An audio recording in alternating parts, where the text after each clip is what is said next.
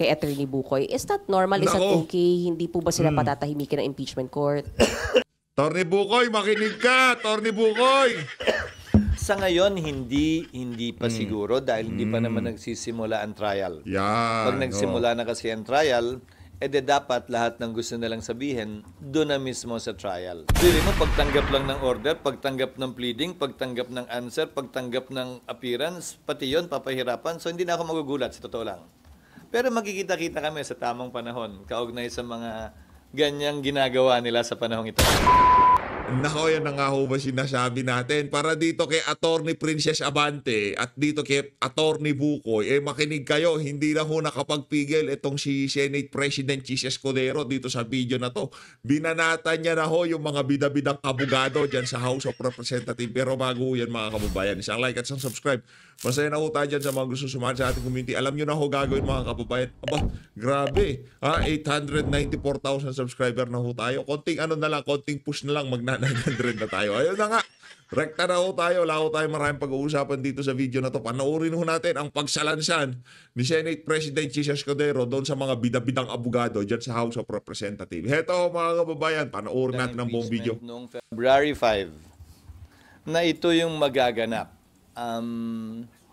Mag-i-issue ng summons, magfa-file ng answer, at may 5 araw ang prosecution para mag-submit ng reply. June 10, nag-issue ng summons ang Senado bilang isang impeachment court. June 23, last day, nag-submit ng answer ad cautelam ang ating ikalawang Pangulo. At mula June 23, 24, 25, 26, 27, 28, Sabado yon. So meron hanggang Lunes ng tanghali ang Kamara para magsumite ng kanilang reply kung nanaisin nila. Magsumite ng reply, hindi mandatory, doon sa answer ad cautelam ni VP Sara Duterte. Ang bakit noon of June 30, dahil hanggang doon na lamang yung kapangyarihan at authority ng Kamara at ng mga prosecutors nila na magsilbi bilang prosecutor dito sa impeachment trial. Sir, sabi ni BP Sara, hindi siya pwede i-compel na sumagot dun sa mga allegations o kaso nakapaloob sa articles of impeachment considering na yung Senate Impeachment Court ibinalik sa Kamara yung articles of Yun impeachment. yung nakalagay sa answer niya at hindi para sa akin na komentaryohan yun dahil korte, impeachment court na, ang dapat tumugon doon kung sakasakali. Hindi para sa akin na husgahan yon o bigyan ng kulay yon. Tinatanggap namin yung kanyang sagot at yung posisyon niya. At dahil doon, meron siyang motion to dismiss na noong una parang binatikuso ng tagapagsalita ng Kamara ang Senate Impeachment Court spokesperson dahil parang telegraphing or coaching the BP dahil nabanggit niya na yun ang pwedeng ang i-file ng Vice Presidente. Ulitin ko, hindi para sa akin na komentaryohan ang sagot ng Vice President. Tatanggapin namin yun bilang sagot niya doon sa summons na inisyo ng impeachment court. At hindi para sa aming komentaryohan yun na tama yun o mali yun. Sir, yung sagot na yung reply na ibibigay ng Kamara sa sagot ni VP ay... Kung gusto nila. Pwedeng hindi. Pati naman yung answer, pwedeng hindi eh. What happens if hindi magbigay? Sa court na lang po sila magpapaliwanag. What happens kung hindi magbigay ng reply? Opo. Wala silang sagot doon sa sinabi ni VP Sara. Pero pwede pa rin po silang magpaliwanag pagdating ng impeachment trial. Hindi na wala yung right nila magpaliwanag or banggain yung sinabi ni VP. Tiyak ko pag-uusapan yon. Kung pag-uusapan yung motion na yon na nakapaloob sa sagot ni VP Sara, then bibigyan ng magkabilang panig ng pagkakataong ilahad yung kanilang argumento. Pero on a normal court, SP, pwedeng kunyari hindi magbigay ng answer pero sa mismong trial na sila magsalita. Pwede, hindi siya deemed or considered waived unless under exceptional circumstances hindi siya papayagan ng korte for being dilatory. Pero sa palagay ko, walang ganun dito. Isa pa, SP. SP yung ginagawa ngayon ng prosecution na halos maya't maya nagpe-press con sila. ngayon pa lang sinasagot na nila yung sagot ni VP, katulad kahapon sa kay Attorney Bukoy. Is that normal? Is that Nako. okay? Hindi po ba sila patatahimikin ng impeachment court? Attorney Bukoy, makinig ka! Attorney Bukoy! Sa ngayon, hindi pa siguro dahil hindi pa naman nagsisimula ang trial. Yan. Pag nagsimula na kasi ang trial, dapat lahat ng gusto nilang sabihin doon na mismo sa trial. Pero sa panahong ito, walang prohibition. Katulad ng mga tanong nyo sa akin ditong nagdaang araw, pwede ba nyong i-publish yung answer na binigay sa inyo ng Kamara base sa receiving copy nila? Walang prohibition na gawin yon. Ibang usapin kapag may trial na dahil pwedeng magbigay ng kautusan ng impeachment court na limitahan o pagbawalan ang mga party sa kaso na magsalita. Pero desisyon ng impeachment court yan. Sir, kung araw daw, isasubmit na yung certification ng Kamara na dumaan sa tamang proseso yung articles of impeachment. So kapag na-submit yun, babawiin na ba yung decision ng Senate Impeachment Court na i-refer back yung articles of impeachment? Hindi, dahil dalawa yung kautusang binitiwan ng Senado, kung maalala mo. Pero yung second yata, mahirap nilang i-comply hanggat hindi pa nagko-convene ng 20th. Kaya nga hindi pa kompleto yung compliance nila. So, Dalawa yung compliance na hinihingi. Ano kaya nangyayari dito sa ilong nitong si Chis Escudero? Ba't singa siya ng singa? Kadiri. Ilabas mo kasi. Labas-pasok na sa ano mo eh. Ngalang-alam mo eh, di ba? Nakaka-distract. Hiling na impeachment court sa Kamara. Yung isa ay pwedeng mabigay ng 19th Congress. Yan yung patunay na hindi sila lumabag sa one-year ban. Pinapaliwanag na hindi sila lumabag dito. At pangalawa, yung patuloy na kagustuhan na ipursige pa rin yung kaso mula sa 20th Congress. so yung decision na yon to refer back yung articles of impeachment, mananatili yun hanggang 20th Congress. That is the operational meaning of the order issued by the Senate Impeachment Court, yes. Maliwanag naman yun dun sa order. Sir, next week, di ba basically, technically parang 20th Congress na. So, mapapalitan na, sir, may mga prosecutors, pero may mga na-retain pa rin naman. Then, yung 20th Congress papasok na rin. So, paano po yung magiging process lang? Hindi yun question kung mariretain sila. Desisyon ng Kamara yon. Pero ang issue ay, ang authority, ang otorisasyon na binigay ng 19th Congress sa mga prosecutors, na re-elect man sila o hindi, ay hanggang June 30 lamang. Kailangan bigyan sila ng panibagong otorisasyon ng Kongreso na magsilbi bilang pareho man o magkaibang prosecutors sa ilalim ng 20th Congress. So, sir, kailangan pa ng plenary action pag ganon. Plenary action ang kinakailangan. So, basically, sir, walang prosecutors muna from June 30. Kaya nga, Pebrero pa lang, sinasabi ko na sa inyo, di ba, dun sa mga nagmamadali, hindi pwedeng magpursige ang trial dahil walang prosecutors mula June 30 hanggang July 28. Di ba? Yo. Noong pa sinasabi na natin yan eh. Hindi naman pwedeng mag-trial na isang panig lang. Sir, so given yun, sabi kasi ni Attorney Bukoy, yung spoke sa House, magre-request po sila after nila mag-file ng reply dun sa answer ni VP Sara, magre-request sila sa impeachment court na mag-set na ng pre-trial date at ng trial date. Pwede ba yun? Hindi. Kasi kahit yung authorization ni Attorney Bukoy ay hanggang June 30 lamang, mag-expire at maglalapse din yun. Ahente lamang siya, spokesperson lamang siya ng prosecution panel. So yung prosecution panel na mag-a-appear, ano ba siya, spokesperson ba dito? Agent nga lang siya. Agent. Principal agent. No, spokesperson ba siya ng prosecution? Yes. Pati sino yung nagbigay sa kanya ng kapangyarihan, tapos na yung kapangyarihan ng prosecution team ng June 30 noon. Yung pre-trial at yung trial date sa 20th Congress na po. Sa 20th Congress din, kasi paano mo nga isa-set yun? Yari ka doon, Attorney Bukoy. Bida-bida ka lang pala eh.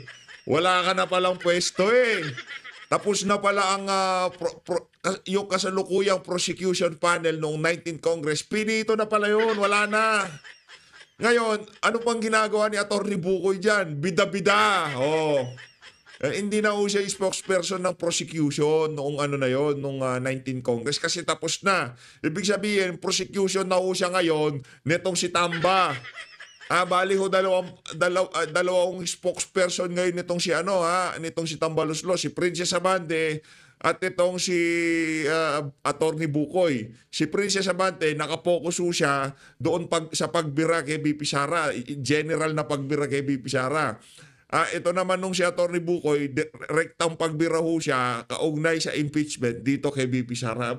Matindi ho, bangag ang atake nitong si Tambaloslos dyan sa House of Representatives. Nang walang prosecution, kung mag-set kami, ulitin ko Pebrero pa lang, sinasabi ko na to sa inyo.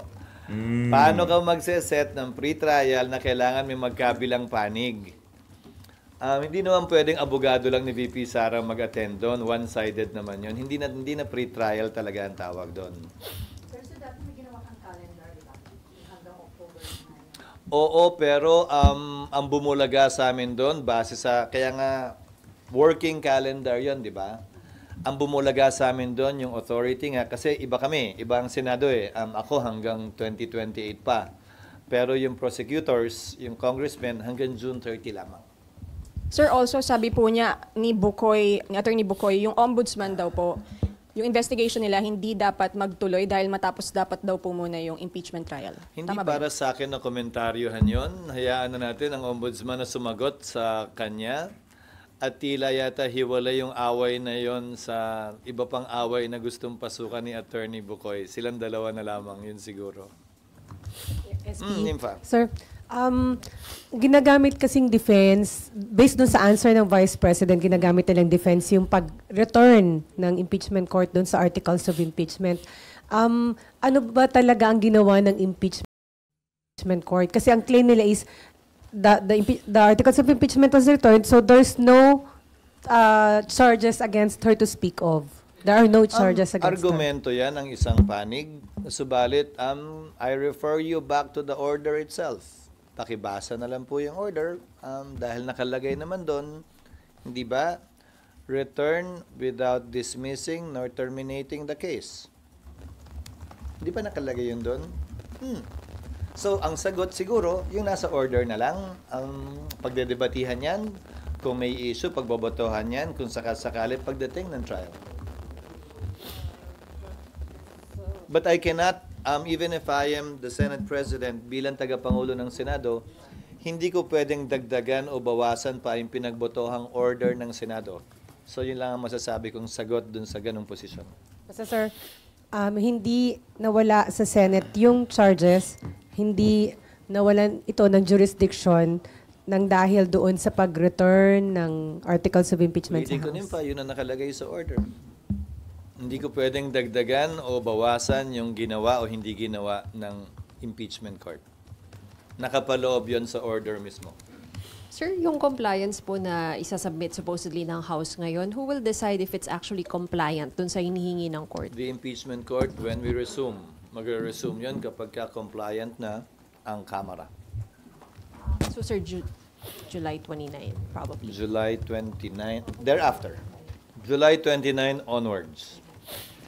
Kasi July 28 kami magre-resume, pero ceremonial yon para sa sona ng Pangulo. Magsisimula pa lang talaga makapagtrabaho ang Senado at Kamara ng July 29. Pero hindi kami July pwede 29. schedule agad hanggat una, wala pa yung prosecutors. Pangalawa, wala pa yung compliance in one shape or another. Walang makukonvene ng 29 kung wala pa yung compliance na pangalawa. Or sabihin nilang ayaw nila, kung ano man, basta katugunan o sagot dun sa hinihiling na yon. So if walang katugunan, walang makukonvene. Paano makakatugon din kung wala pa? Wala pang prosecutor. Ang labo nito mga ano na to Pambihira Paano talaga. sila makakabigay nga ng tugon kung wala pang prosecutor? Oh. They should, again, some things need to be done by the House, given the entry of the new Congress, bago ma-schedule yung trial. Ano muna yung mga kailangan gawin para ma-reconvene kayo? Ano po yung dapat? Mag-elect sila ng prosecutors. Paano ka magta-trial ng walang kinatawan ng Kamara? At saka yung compliance nila sa order ng impeachment court. After that, saka kayo makareconvene. Yon, may hudyat na yon, may dahilan para mag-convene na. But on its own, the impeachment court can also convene on any other matter it may want to take up or decide on its own. Pwede naman din yon. Kahilingan lamang ng isang impeachment court judge ang kinakailangan. Siyempre, pag-uusapan, subject to an agreement by consensus of the impeachment court judges kung may kailangan isettle o pag-usapan, kasi hindi na nga pwedeng desisyonan yan bilang Senado eh. Hindi ko na rin pwedeng desisyonan yan bilang presiding officer lamang. Dapat impeachment court na mag-decide. So kung may issue na mangyayari o magaganap na kailangan pagpasahan ng impeachment court, the court, motu proprio, with the rules of court having precedence, with respect to practice, ay pwede rin gawin yun. SP, so? Hindi. Dalawang kanina Not necessarily. So SP, kapag na-comply na to, na-comply na ng 20th Congress, yung assignment ng prosecutors and all, automatic kayong magko-convene? Kung ako Or- tatanungin, bilang presiding officer, i-convene ko na yun after consulting my fellow impeachment court judges. Hindi Pero na- basta may prosecutors na rin, ha? Hindi, Yes, sir. Hindi May pwedeng prosecutors na. Wala nang debate whatsoever kung magta-trial pa ba kayo o hindi, or... no, that will already be part of trial. May answer na eh. May answer na, may reply na eh. Kung naman ang pag-uusapan man doon, bahagi na ng trial yon. Dahil sumagot na ang VP eh. Kung yun ang gusto niyang patunayan, yung kanyang motion to dismiss muna bago magpresenta ng ebidensya, bahagi na ng trial yon. So hindi kasama, sir, hindi kasama sa proseso yung titingnan nyo kung tinatanggap ninyo yung answer sa summons, yung answer ng Vice President. Kasi Hindi para sa aming tanggapin o hindi tanggapin yung answer ng Vice President. Sagot niya yon at hindi namin siya pwedeng piliting sumagot ng ganito o ganyan o sa ganitong paraan. Sagot niya yon at tinatanggap namin yun. So there must be a trial talaga. Walang puwang SP yung possible ulit na pagtayo ng senador para ipa-dismiss, kagaya nung ginawa nung mag-convene kayo. Yung answer with motion ni Vice President, baka pag-usapan yun. I mean, sir, kung sa senador ulit manggaling yung motion to dismiss. Bahagi na ng trial din yon. Kasi may pending motion, kumbaga may pending motion base sa answer, ha? May pending motion si VP Sara. Pwedeng ipagpaliban ng impeachment court yung pagpasa doon, pwedeng pagpasahan din. Trial na nga yun eh. Trial na lahat. Ano bang definition mo ng trial? I mean, sir, sorry. Ang trial ay hindi lamang naman presentasyon ng mga testigo. Ang trial kabilang yung mga pag-debate ng mga motion na gagawin ng magkabilang panig. Sorry, reform ko, SP.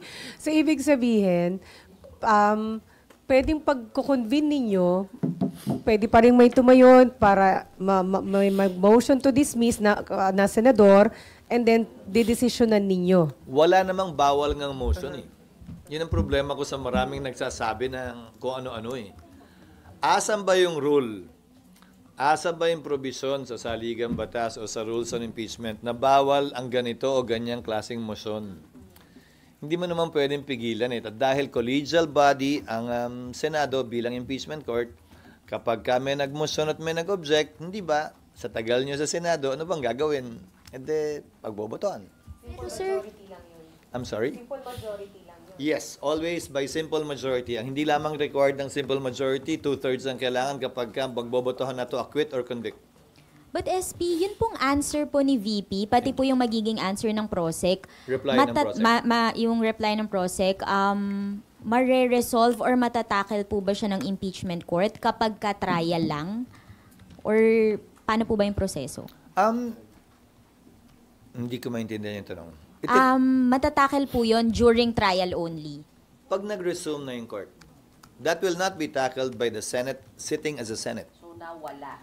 It can only be tackled by the impeachment court. Ibig pong sabihin, kailangan ma-open po muna yung trial, yung paglilitis mismo, bago po yun... Bukas na siya. Constituted and convened na ang impeachment court. Lahat na magaganap sa impeachment court, bahagi na yun ang tinatawag nating trial kapag nag-appear na yung mga parties. So kung ang pinagdidebatihan man nila ay yung reply, yung answer, o kung ano man, bahagi na ng paglilitis yun. SP isa lang. Nandun pa rin kami dun sa pag-reconvene. Kung wala pang prosec sa 29, pero may kailangan kayong pag-usapan, pwede kayo mag-convene. Pwede. Motu proprio. On our own. Yes, Milo.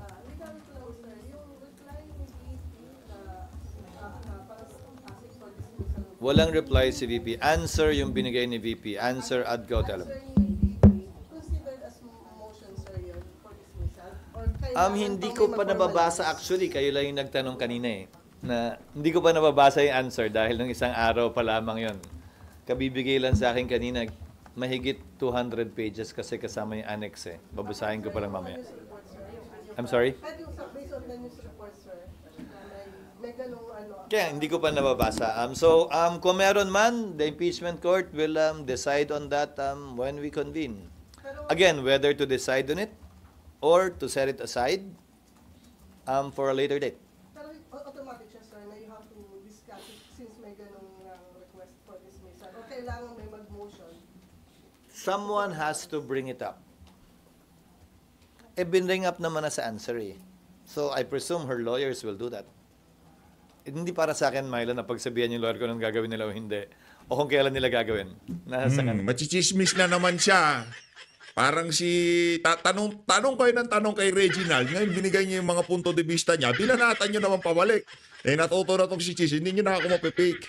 Hindi niyo na ako mapapasagot. Tapos babalikan niyo ako na tinuturuan ko si Vice President. Sa mga siraulo yung mga mga nagtatanong, mga may saltik sa ulo. Now that the parties are there, now that the impeachment court has acquired jurisdiction over the person of the Vice President, the parties are now there to make their corresponding and respective motions based on the interest of their client or position. Yes. Sir, clarification lang po. Yung answer ad cautelam ni VP asserts that the fourth impeachment complaint should be dismissed. Paano ipaprocess po yun ng impeachment court? So pwedeng pagbotohan na kung dapat bang i-dismiss based on the answer ad cautelam? Posible yun, pero ayokong Pagbotohan pangunahan na yan. ng impeachment court. Iyan din yung parehong ni-raise ng Vice President sa Korte Suprema. Sa pagkakaunawa ko. Base again sa newspaper reports at hindi pa base sa answer mismo. Hindi ko pa kasi nababase. I think it's the same issue raised in the Supreme Court based on the one-year bar rule. So posible po, so kung pagbobotohan po, SP, simple majority lang. It can be dismissed by a simple Ulitin ko, simple majority ang kinakailangan sa lahat ng botohan, 2/3 ang kailangan to convict or acquit.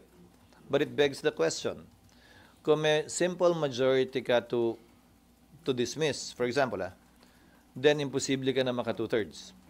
Hindi ba? correct. It's simple math. Hindi, kung manalo nga yung anumang motion is by simple Anak ng majority. tokwa, lalabo nyo. Bakit ba di nyo maintindihan? Kahit ano pa yan, pagka pinagbotohan, mananalo ang majority. Kung pagbobotohan man yun, clearly, walang 2/3 if ever. Di ba? Math would dictate that outcome. Itong mga reporter na to, di natin malaman siya nang gagaling mga ano nila Oh. Pinadala na sa kanila electronically kahapon. Nanghingi lang ako ng hard copy dahil hindi ako makabasa ng electronic copy. Sa pagkakaalam ko, wala pa. Yes, ma'am. SP, pero pagka kunwari dumating na po yung reply ng House Prosecutors, nandyan na muna yon. Sa July na natin i-expect yung pagrolyo na nito. Oo, kasi paano kami nga magta-trial nang wala yung kabilang panig?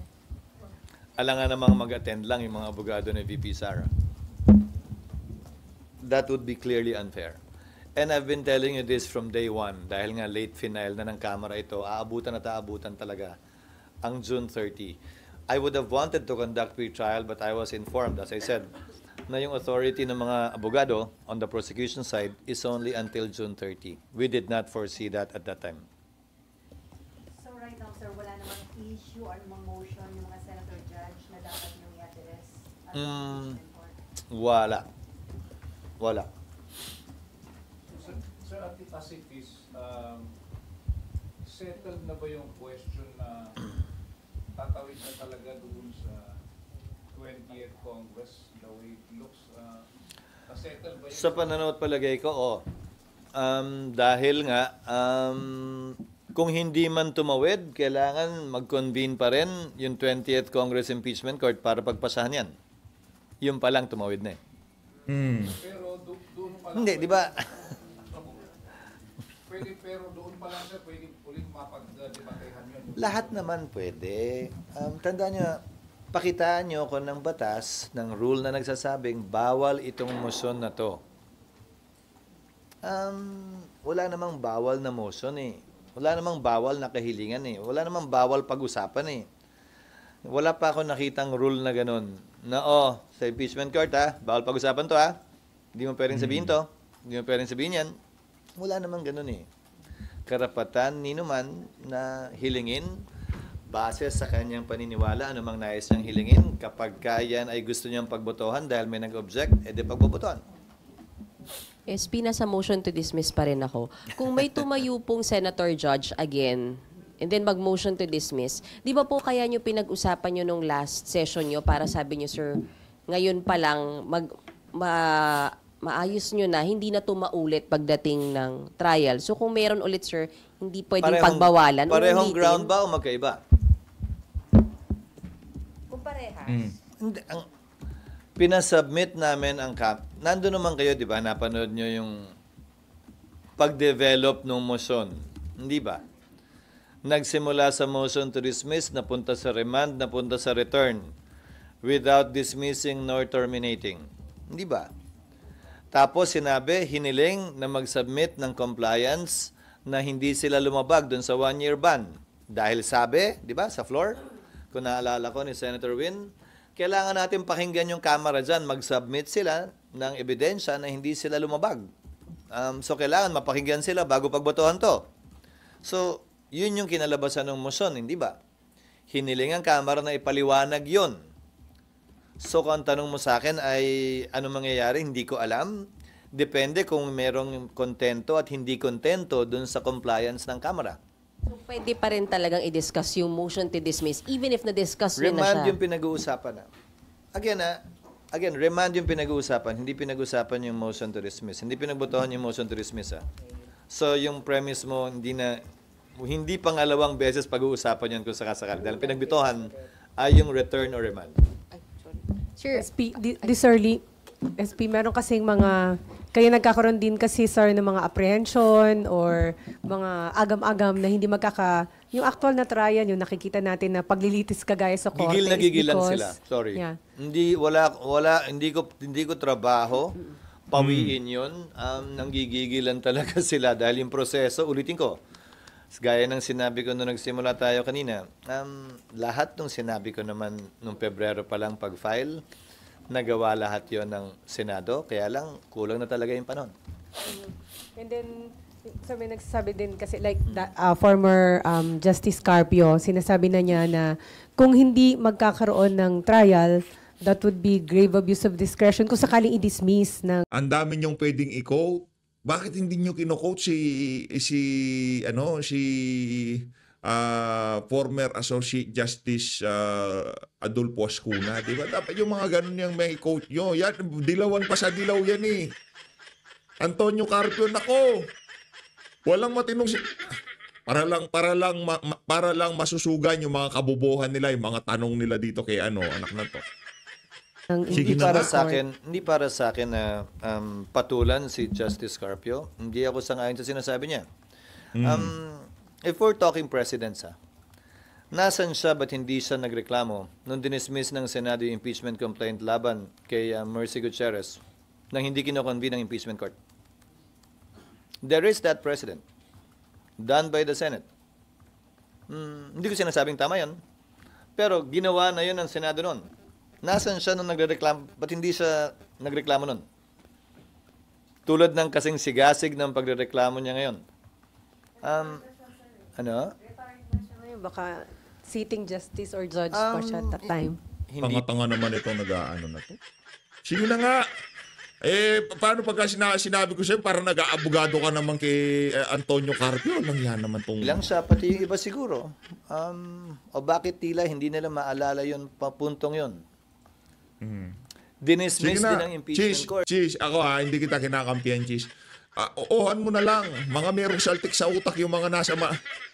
Bakit hindi nila tanong sa inyo? Nagkakagulo sa Middle East. Anong gagawin natin? Yung presyo ng kuryente, presyo ng pangunahing bilihin. Sisipa niyan sigurado dahil magtataasan yung mga produktong petrolyo. Bakit hindi? Kanina pa ako naghihintay dito. Magta-30 minuto na ako. Wala pa akong naririnig kung hindi puro impeachment. Mawalang ya kayo dyan sa Senado. Bira. Yung kaso, ewan ko sa inyo. Nung nag-walk out yung prosecutors kay ERAP at ayaw nang bumalik. So kung halimbawa... No, so nangyari yun noon. Pero nagkaroon ng paglilitis. Yung isa hindi nagkaroon ng paglilitis. Di ba? Nung panahon ni Chief Justice Corona, may motion to dismiss na final. Yung depensa... Hindi, parang nagkaroon na ng nagkaroon na ng parang ambient dyan sa dyan sa bulwagan na yan. Na pagka nakikipagtalo ka, magaling ka. Yung tipong pagka dinidebate mo, Senate President, matalino ka. Pambihira, oo. Para sa mga para sa mga reporter diyan, hindi ko kayo nagtutunog matalino sa mga pinagtatanong nyo. Hindi. Oo, for Sara Duterte tayo dito, anti-impeachment tayo, pero yung mga tanong nyo masyado ng out of nowhere na. Abogado, Senate President, di na masagot kasi mga walang kapararakan yung mga tanong nyo. Nung panahon yon. So that's part of the process. All of these are part of the process. Yung agam-agam nilang biglang tungkol dyan, sa totoo lang, dapat sining na panood na nila yan eh. Di ba? Nakita na natin yan nangyari sa kasaysayan eh. At walang dahilan, para sa akin na magbigay sila ng duda, maliban na lamang kung init sila, na magkaroon na agad ng trial sa lalong madaling panahon base sa kagustuhan nila. So, SP, ibig sabihin, may power, may poder talagang impeachment court na mag-decide sa dismissal. And kung sakaling ganun, hindi yon maituturing na grave abuse of discretion for having that, dahil meron kayo ng ganung power? Hindi siya bilang retired justice ng Korte Suprema ang pwede magsabi nun. Ulitin ko ulit. Lahat ng ito, ang may kapangyarihan lamang magpasya kung may nilalabag na batas o wala ay Korte Suprema. Hindi ako, hindi kami, hindi mga dating mahistrado. Kung hindi yung mga kasalukuyang mahistrado ng Korte Suprema. Labas doon ang kapangyarihan to try and decide binigay sa Senado. Sir, sorry, clarification lang. Yes. Nasagot nyo na rin po ito dati, pero if hindi po magsabit nung second document na compliance yung 20th Congress House, what happens Then dito? the court will decide accordingly. Hindi ko alam, ayokong pangunahan kasi iba na rin yung composition ng court. Pero sir, di ba, you mentioned before na pwede pa rin kayo mag-decide to continue the trial even without that. Remember, I also said the 19th cannot bind the 20th. The 20th Congress, the 20th Impeachment Court, the 20th Congress Impeachment Court, the 20th Congress House can reverse whatever decision was made by the previous Senate, by the previous Impeachment Court, by the previous Congress. So pwedeng baguhin yung order ng Impeachment Court na papasok. Pwedeng i-modify yon, pwedeng i-abandon yon. Decision ng Impeachment Court yun. So, pwede rin pala, sir, na wala silang compliance doon sa number 2 doon sa order, pero may assign silang prosecutors. Lahat yon posible, Nympha. Ayokong pangunahan. Sa tigas ng ulo nila, ayaw nga tumanggap ng pleading, so hindi na ako magugulat kung gagawin mo nila yon. Biri mo, pagtanggap lang ng order, pagtanggap ng pleading, pagtanggap ng answer, pagtanggap ng appearance, pati yon papahirapan, so hindi na ako magugulat, sa totoo lang. Pero magkikita-kita kami sa tamang panahon, kaugnay sa mga ganyang ginagawa nila sa panahong ito. Sir Adam. Nako, matindi ho yung mga babala na nitong si presiding officer. Yari kayo dito, magkikita-kita tayo yung mga kaangasan nyo sa media na yan. Nako, yari kayo sa akin. Yan na, maliwanag pa sa sikat ng araw. Ang mga babala na nitong si Chis Escudero. The issue? Sir, other issue? Hindi, bilang impeachment court at bilang litigant. Yari ka dyan, iko-quote ka na niya nila. May tonong pananakot si Chis Escudero. Mga ano yung mga may saltik nga sa utak yung mga nasa ano dyan, mga press dyan sa Malacanang. Sa totoo lang ha, sa kada araw na nag-press con sila dyan, wala tayong narinig na nagtanong sila para sa kapakanan ng sambayanan. Puro sa kaugnay ito sa interes ng kanilang hanap buhay. Intereso nila impeachment na yan. Malaking pera aagos dyan. Hindi lang sa mga congressman at mga senador, pati ho sa mga media. Kasi agawan ng naratibo yan eh. Willing magbayad yung mga partido dyan, pero lang kay BP Sara kasi wala kang pera eh. Yung mga tambalustos willing magbayad para mabili nila ang naratibo sa mainstream media at social media para maitulak nila na talagang dapat ma-impeach si BP Sara. Yan ang hinihintay na payday na mga walang yang media na meron. Kaya wala nang nanonood sa inyo kasi mga kakagigil yung mga tanong. Bilang party litigan.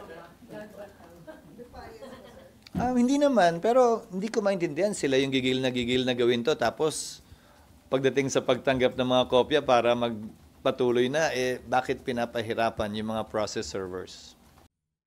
Ayun na nga, dito na natatapusin ang ating reaction video. Maraming salamat. Mag-ingat ho kayo. Ha? Mahalin natin ng Pilipinas. Sa susunod nating video dito kay Chis Escudero, nako, rigodon sa Senado, pag-uusapan ho nila dyan. Kahit pa paano makakarinig ho ata tayo ng matitinong tanungan dyan sa press con na yan sa Senado. Salamat, mag-ingat po kayo. Abangan nyo ho yung part 2 nitong video na to. Malupit ho mga kababayan. Rodante Marcoleta for Senate President.